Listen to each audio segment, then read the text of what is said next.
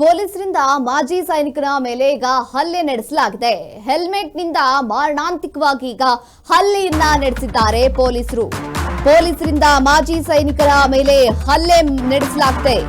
ಹೆಲ್ಮೆಟ್ನಿಂದ ಮಾರಣಾಂತಿಕವಾಗಿ ಹಲ್ಲೆಯನ್ನ ನಡೆಸಿದ್ದಾರೆ ಪೊಲೀಸರು.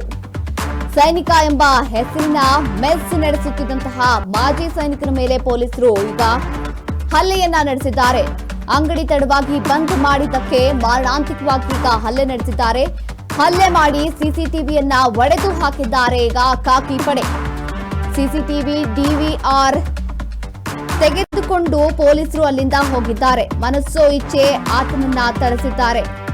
ಎಎಸ್ಐ ಮತ್ತು 4 ಪೇದೆಗಳು ಆತನನ್ನ ಮನಸ್ಸೋ ಇಚ್ಛೆಯಾಗಿ ಥಳಿಸಿದ್ದಾರೆ. ನಿನ್ನೆ ರಾತ್ರಿ 11 ಗಂಟೆಗೆ ಈ ಧಾರವಾಡದ ಸಪ್ತಾಪುರ ಬಡಾವಣೆಯ ವಿವೇಕಾನಂದ ಸರ್ಕಲ್ನಲ್ಲಿ ಒಂದು ಘಟನೆ ನಡೆದಿರುವಂತದ್ದು. ಮಾಜಿ ಸೈನಿಕ ರಾಮಪ್ಪ ನಿಪ್ಪಾಣಿ ಎಂಬಾತನಿಗೆ ತೀವ್ರ ಗಾಯ. ಧಾರವಾಡದ ಉಪನಗರ ಪೊಲೀಸ್ ಠಾಣಾ ವ್ಯಾಪ್ತಿಯಲ್ಲಿ ಒಂದು ಘಟನೆ ನಡೆದಿರುವಂತದ್ದು.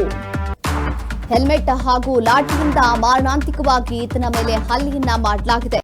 ಪೊಲೀಸರಿಂದ ಮಾಜಿ ಸೈನಿಕನ ಮೇಲೆ ಈಗ ಹಲ್ಲೆ ನಡೆಸಲಾಗಿದೆ. ಹೆಲ್ಮೆಟ್ನಿಂದ ಮಾರಣಾಂತಿಕವಾಗಿ ಹಲ್ಲೆಯನ್ನ ನಡೆಸಿದ್ದಾರೆ.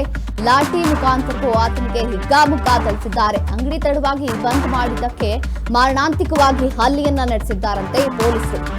ಹಲ್ಲೆ ಮಾಡಿ ಸಿಸಿಟಿವಿ ಕ್ಯಾಮೆರಾವನ್ನ ಕೂಡ ಒಡೆದು ಹಾಕಿದ್ದಾರಂತೆ.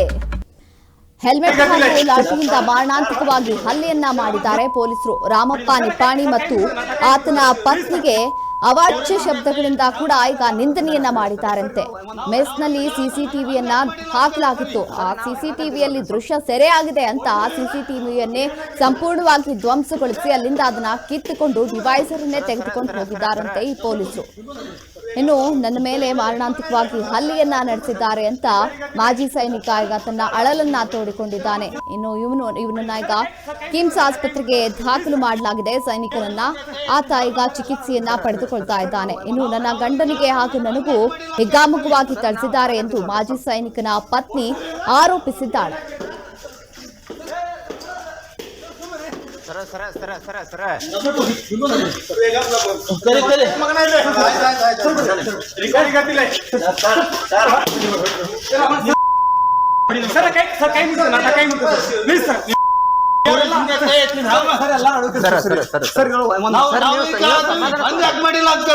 ಸರ್ ನಾವು ಹೇಳಕತ್ತಿದ್ವಲ್ರಿ ಸ್ವಲ್ಪ